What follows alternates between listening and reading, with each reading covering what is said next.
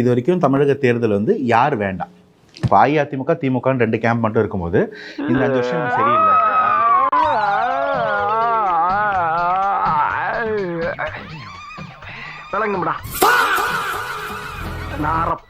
2025 வந்து நமக்கு வெயில் அடிக்கல, வெயிலுக்கு 2000 ரூபாய் கொடுக்க வேண்டிய தேவை ஏற்படல. 2025 பொங்கல் கூட வரல, பொங்கலுக்கு கூட காசு கொடுக்கல. பணத்தை எப்ப தருவ? பணத்தை எப்படா தருவ? பணம் வரும்போது தருவோம். எப்ப வரும்? தரும்போது வரும். அப்ப என்ன புரிஞ்சுக்கலாம்னா தேர்தல் வந்து அவங்க பொங்கலுக்கு காசு கொடுப்பாங்க, புரியுது. அது எப்படா என்ன பத்திர எல்லா விஷயத்தையும் மிக தெளிவா புரிஞ்சு வச்சிருக்க நீ? அட பேப்பர்ல போடுறானே. ஆனா வெயிலுக்குன்னு புதுசா ஒன்று காசு கண்டுபிடிக்கிறாங்க. அதாவது இது வந்து 5 ஆண்டுகள் கண்டுபிடிக்கல, 75 ஆண்டுகள் கண்டுபிடிச்சிருக்காங்க. என்னன்னா வந்து மே மாசம் வெயில் அடிக்கும். இதான் நான் கண்டுபிடிச்சது. ஜப்பான்கார என்னென்னமோ கண்டுபிடிக்கிறா, நான் எதை கண்டுபிடிச்சிட்டு வந்துருக்குது பாரு. இப்ப அடுத்ததான் நீங்க வந்தா 2000 ரூபாய் அப்படிங்கிறப்ப நீங்க எப்படி நிதிநிலையை மேனேஜ் பண்ணுவீங்கிற கேள்வி இருக்குல்ல இங்க. அதாவது இவங்க கிட்ட என்ன சொல்லி என்ன சமாளிக்கலாம்? அவன் அடுத்து என்ன சொல்லலாம்னு யோசிக்கிறேன். இப்போ மட்டும் வெயில் காலம், அப்படி வெயிலுக்கு 2000 ரூபானா ஐயா இது வெயில் அல்ல, தவறு. உங்களுக்கு கோடை காலம், இது வெயில் அல்ல, கோடை காலம். பாத்தியாடி பார்வதி என் பிள்ளையோட அறிவை? இந்த உலகத்துல மக்க மனுஷ தோண்ட காலத்துல இருந்து இப்படி ஒரு விளக்கத்தை யாரா சொல்லியிருக்காங்களா? இல்ல யாருக்காவது தோணி இருக்குமா? கோடை காலத்திற்காக அந்த வந்து 2000 ரூபாய் வந்து கொடுக்க, வெயிலுக்காக இல்லை. வெயில் வரும் போகும், கோடை காலம். என்ன பத்த ஐயா என் அப்பு இங்க பாரியா, உனக்கு இருக்கிற அறிவுக்கு நீ எங்கே வேலைக்கு போன, இங்கே கடை, உனக்கு கடைசி வரைக்கும் நான் சோறு போடுறேன். அவங்க கேக்குறாங்க இப்ப மட்டும் தான் கோடை காலம் வருதான்னு கேக்குறாங்க எல்லாரும். இப்போ இந்த கோடை காலம் 2026 வரக்கூடிய கோடை காலத்துல இருந்து இனிமேல் வரக்கூடிய எல்லா கோடை காலத்திற்கும் அந்த 2000 ரூபாய் கொடுக்கப்படும் என்பதையும் தமிழ்நாட்டின் முதல்வர் அறிவித்திருக்கிறார். ஏப்பா அப்படியெல்லாம் ஒண்ணும் இல்லையே.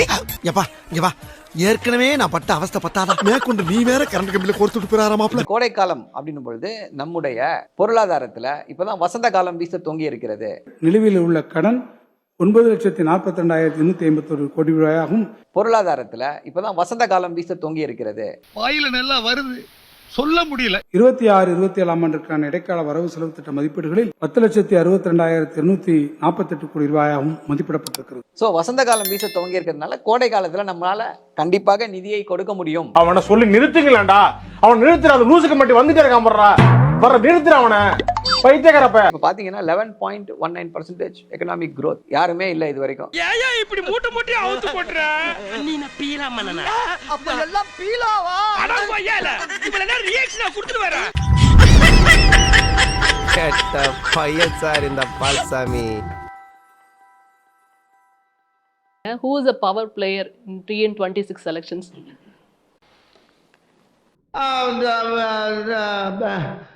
வந்து இப்ப நான் என்ன உங்கள்கிட்ட சொல்றது? என்டர்டைன்மெண்ட் இல்ல, எல்லாம் நியூஸ் தான் அப்படின்னீங்க. நேத்து எவ்வளவு பெரிய என்டர்டைன்மெண்ட் நடந்துச்சு, இன்னைக்கு அதை விட பெரிய என்டர்டைன்மெண்ட். இப்போ அவன் கேட்டதுக்கும் நீங்க சொன்னதுக்கும் என்ன சம்பந்தம்? பஞ்சு நல்லா இருக்கான்னு மட்டும் பார்க்கணும், அதுக்குள்ள ஆராய்ச்சி பண்ணக்கூடாது. கடன் பத்தி பேசுறாங்க. கடன் வாங்காமல் எப்படி நடத்த முடியுமா? அதை முடியாத அவங்களால. கடன் வாங்காமல் கடன் ஏன் வாங்குகிறீர்கள்? ஏதோ பேசுறதுக்காக நான் பேசிட்டு இருக்காத, நேரத்தை கடத்தாத, நல்ல விவரமா பேசு. உலகத்துல கடன் வாங்காத நாடே கிடையாதுங்க. இப்ப அதிமுக ஆட்சியிலிருந்து விலகி நீங்க ஆட்சியில் அமர்ந்த உடனே கடன் இல்லா தமிழகத்தை உருவாக்குங்கிறது தான் உங்களோட கொள்கையா இருந்தது. அதாவது அதுதான் அதை நோக்கி தான் பயணிச்சதா இருந்தது. அப்படிங்கிற பட்சத்துல கடன் அதிகரிக்கிறப்ப இந்த கேள்வி முன்னாடி வைக்கிறாங்க. நீ கேட்ட ஒவ்வொரு கேள்வி என்ன செருப்பால் அடிச்ச மாதிரி இருக்குடா. மாதிரி இல்ல, உண்மையிலே செருப்பால தான் அடிச்சது. கேட்கிறாரு, கடன் வாங்காத ஒரு மாநிலம் உங்களோட உலகத்துல எங்க இருக்கு, கடன் வாங்காத நாடு எங்க இருக்கு? நான் கேட்கிறேன், இந்த அறிவு 2021 மேனிஃபெஸ்டோ கொடுக்கும்போது எங்க போச்சு? நம்மளுடைய ஜிடிபி பாத்தீங்கன்னா it is going to almost touch around 40 lakh crores. என்னென்ன சொல்றான் பாருங்க, கம்பி கட்டுற கதையெல்லாம் எடுத்து போடுறாங்க. இந்த 26ல வந்து 40 lakh crores டச் ஆக போகுது. ஸோ பொருளாதார வளர்ச்சி வளர வளர நம்மளால வந்து வெல்ஃபேர் மெஷர்ஸ்க்கு ஜாஸ்தியாக ஸ்பெண்ட் பண்ண முடியும். வட்டிக்கு வாங்கி அடிக்கை வாங்கினீங்கன்னா நாளைக்கு அந்த அடிக்கையை விற்று வட்டி தான் கட்ட முடியும். இன்னைக்கு அந்த நிலைமையில இருக்குது தமிழ்நாடு. என்னத்த கையில இருக்க காசெல்லாம் பறி கொடுத்துட்டு வெறும் 200 ரூபாயோட வரத்து கிடக்குற. தமிழ்நாட்டுடைய அந்த மேனுஃபேக்சரிங் growth 14.5%. இந்தியாவுடைய மேனுஃபேக்சரிங் growth என்ன அப்படின்னு சொல்லி பார்த்தீங்கன்னா 4.7% கிட்ட தான் இருக்கு. 4.7 அப்படின்னா எப்படிங்க இது சாத்தியமா இருக்கும்? கடந்த 4 வருடங்கள்ல இருந்த இன்ஃப்ராஸ்ட்ரக்சர் வச்சு தான் டெவலப்மெண்ட்னு சொல்றீங்களா? அதே போல லேண்ட் ரோவர், ஜாகுவார் நிறுவனம், டாடா ஜாகுவார் நிறுவனம் 16 மாசம் போட்டாங்க foundation stone, car roll out ஆயிடுச்சு. இதுதான் டேட்டா சென்டர் ஆந்திராக்கு போயிடுச்சு. இவனும் ஈக்குவலா மைண்டம் பண்றானே. இன்னைக்கு இந்தியாவிலேயே எங்க ஜிசிசிஸ் ஜாஸ்தியா இருக்கு அப்படின்னா, குளோபல் கெபாசிட்டி சென்டர்ஸ் எங்க ஜாஸ்தியா இருக்குன்னு பாத்தீங்கன்னா தமிழ்நாட்டில் ஜாஸ்தியா இருக்கு. நம்ம வந்து எல்லாரையும் சிவப்பு கம்பளம் போட்டு சிங்கிள் விண்டோ கிளியரன்ஸ் கொடுக்குறோம். சிங்கிள் விண்டோ கிளியரன்ஸ், அதாவது சிங்கிள் விண்டோ சிஸ்டம் வந்து எப்ப வந்ததுங்கிற ஒரு விஷயம் இருக்கு இல்லையா? அது ஏடிஎம்கே ஆட்சி காலத்துல கொண்டு வரப்பட்டது. வரட்டுங்க. ஐயோ எந்த ட்ரெண்ட்ல பேசினாலும் எந்த ரூட்ல போனாலும் விடவே மாட்டேங்கிறானே, நான் என்ன பண்ணுவேன்? மடியில் கனமில்லை, வழியில் பயமில்லை, சிறப்பான முறையில் ஒரு திட்டங்களை அறிவிச்சிருக்கோம். அதெல்லாம் சிரிச்சுக்கணும். அதை வந்து ரொம்ப எப்படி சொல்கிறது, தனியாக உட்காந்து ரொம்ப ஆழ்ந்து சிந்திச்சுட்டு குழப்பிக்கிட்டு இருக்கக்கூடாது. அதெல்லாம் போகிற போக்கில் நகைச்சுவை, எத்தனையோ நகைச்சுவையில் வாழ்க்கையில் நடக்குது, அதை ஒரு சிரிச்சுக்கணும். ஸ்கில் இந்தியா ப்ரோக்ராமை எப்படி பிஜேபி கவர்மெண்ட் கொண்டு வந்து, நான் முதல்வன் திட்டத்தின் மூலமாக ஐஏஎஸ் ஐபிஎஸ் தேர்வுகளில் சிவில் எக்ஸாம்ஸில் தமிழ்நாட்டிலிருந்து மாணவர்கள் இந்த தடவை அத்தனை பேர் ஜாஸ்தியா. அவங்க நான் முதல்வன் திட்டத்தில் மட்டும் தான் படிச்சு ஆமா, போயிருக்காங்க. நான் முதல்வன் திட்டத்தில் படிச்சதால எல்லாரும் பேட்டி, எத்தனை பேட்டி இருக்கு பாருங்க. நான் முதல்வன் ஒன்றும் பண்ணாது. வேற இன்ஸ்டியூட்ல காசை கட்டி படிச்சு நம்மளா படிச்சு உட்காந்துருந்தோம்னா, நம்ம படிச்சவங்களுக்கு ஒரு என்ட்ரன்ஸ் டெஸ்ட் வைப்பாங்க. பாஸ் பண்ணவங்கலாம் போய் பார்த்து கன்வின்ஸ் பண்ணி அவங்கள அந்த திட்டத்துல சேர்க்கிற விதியும் இருக்கு. அங்க நான் பார்த்துக்கிட்டு இருக்கேன். இப்படி என்ன கிளம்ப வேண்டியதானே? அதான் துப்பிட்டில போக வேண்டியதானே? நான் முதல்வன் பத்தி பெருமையா பேசுறாரு. ஒரு குரூப் 2 எக்ஸாமுக்கு ஹால் டிக்கெட் போட நமக்கு சக்தி இருக்கா? 40 பேர் செத்து போறான். ஆடு அதுவே அருவால வாயில கவிட்டு வந்து என்ன வெட்டு வெட்டுன்னு குனிதடா. அப்புறம் வந்து இதற்கு நான் தான் காரணமா அப்படின்னு டயலாக் பேசுறது. அவனை சிரிக்க வேணா சொல்றான், அசிங்கமா இருக்கு. நீ அசிங்க பண்ணந்தாண்டா அவன் சிரிக்கிறான். ஏய், சிரிக்கும் போது அவன் மூஞ்சி அசிங்கமா இருக்குடா. அப்புறம் சொல்லுங்க, இல்ல சொல்லுங்க, தீர்ப்பு சொல்லுங்க, ப்ரூஃப் சொல்லுங்க. என்ன ப்ரூஃப்? 40 பேர் செத்து போனதுக்கு யாருங்க காரணம்? நீங்க தான். உங்க புண்ணிய கொடுத்தா பாதுகாப்பு தான். தமிழகத்துல 33% ட்ரக் இன்ஸ்பெக்டர்ஸ் வேகன்சி அதிகமா இருக்கு.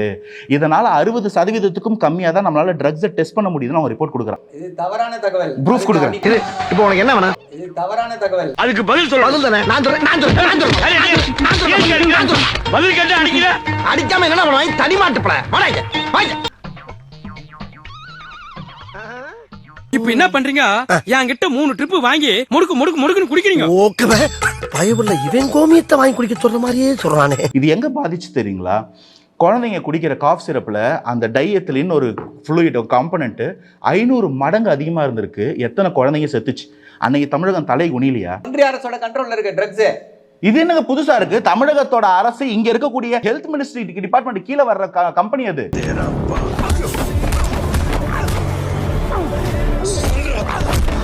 இங்க சட்டம் ஒழுங்கு பிரச்சனை பெரும் பேசுபொருளாக இருக்குங்கிறத பார்க்க முடியுது. திமுகவிற்கு எதிராக ஒரு மாயையை உருவாக்க வேண்டும் என்ற அடிப்படையில் சட்டம் ஒழுங்கு சரியில்லை. திமுகவுக்கு என்னங்க பிரச்சனை? நல்லா ஆட்சி நடந்து சட்டம் ஒழுங்கு சரியில்லைங்க. ஏய், இவன் சரியான பைத்தியம் இல்ல, சரியாகாத பைத்தியம்டா. இவர்களால கிரியேட் பண்ற ஆர்டிபிஷியல் இஷ்யூங்க. திமுக மீதோ தமிழ்நாட்டின் முதல்வர் மீதோ எந்த விதமான குற்றம் குறைய சொல்ல முடியல.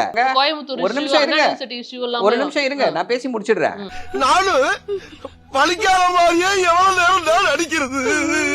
குற்றங்களை தடுக்க முடியுமா உங்களால? குற்றங்களை வந்து, அதாவது லாயரா நான் பேசுறேன் உங்ககிட்ட. Murugan, thank you your honour, thank you. உலகத்துல குற்றம் நடக்காத நாடு ஏதாவது ஒண்ணு இருக்கா? ஏதாவது ஒரு நாடு சொல்லுங்களேன். ஒரு நாடு சொல்லுங்க, யாரையாவது சொல்லுங்க. இந்த ஊர்ல ஒருத்தர் கூட கையை நீட்டி சொல்லவே முடியாது. யாரா இருக்கீங்களா? எந்த தைரியமா சொல்லுங்க சார். Come out. 2021 இருந்து 24 வரைக்கும் 33%, 19 இருந்து 24 வரைக்கும் 63% பெண்களுக்கு எதிரான குற்றம் அதிகரிச்சிருக்கு. டேட்டா.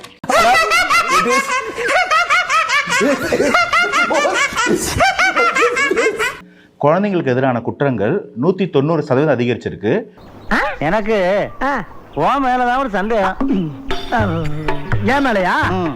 போக்சோல 6999 பாதிக்கப்பட்ட குழந்தைகளுக்கு 103 கோடி ரூபாய் இழப்பீடு அரசாங்கம் வழங்கியிருக்கு. அரசாங்க அறிக்கை இருக்கு, நான் அதையும் காமிக்கிறேன். இவன்லாம் ஒரு லீடரு, இவனுக்கு 2 பால்.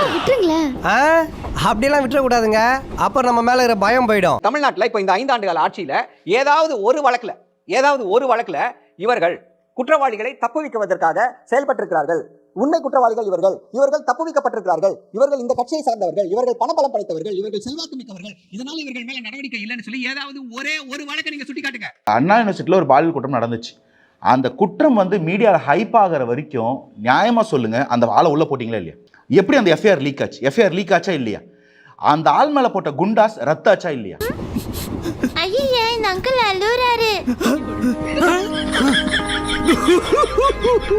ஒரு ஆட்டையே அளவச்சிட்டாண்டா, கண்ணீரெல்லாம் வருது. இன்னொரு முக்கியமான கருத்து, பெண்களுக்கு பாதுகாப்பு இல்லை, பெண்களுக்கு பாதுகாப்பு இல்லைன்னு சொல்லி என்ன பண்றாங்க, பாஜகவோடு கூட்டணி சேர்ந்து தமிழ்நாட்டை களங்கப்படுத்துகிறார்கள்.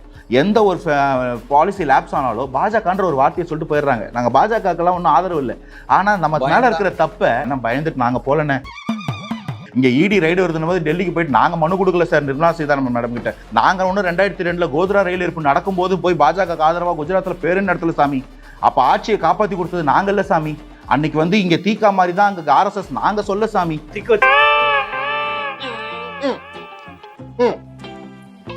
இந்த வீடியோ பிடித்து இருந்தால் சேனலை சப்ஸ்கிரைப் செய்யவும், ஏதாவது குறைகள் இருந்தால் கமெண்டில் போடவும், அப்புறம் பறக்காமலே போட்டிருந்த வரட்டாமாம் வீடுறதே. வரண்டா Chinnasamy. Hey guys, this is your editor. Video பிடிச்சிருக்குன்னு நினைக்கிறேன். ஸோ பிடிச்சிருந்தா ஒரு லைக் பண்ணிடுங்க அண்ட் கமெண்ட் செக்ஷனில் ஒரு ஹார்ட்டிங் அல்லது ஒரு ஸ்மைல் தெரிக்க விடுங்க பார்ப்போம். இப்ப எனக்காக நீங்க ஒரு குத்து குத்துனா குறைஞ்சா போயிருவீங்க. சரி பாசக்கரப்ப ஒரே ஒரு குத்த குத்தி விட்டு போவோம். வாடாங்க.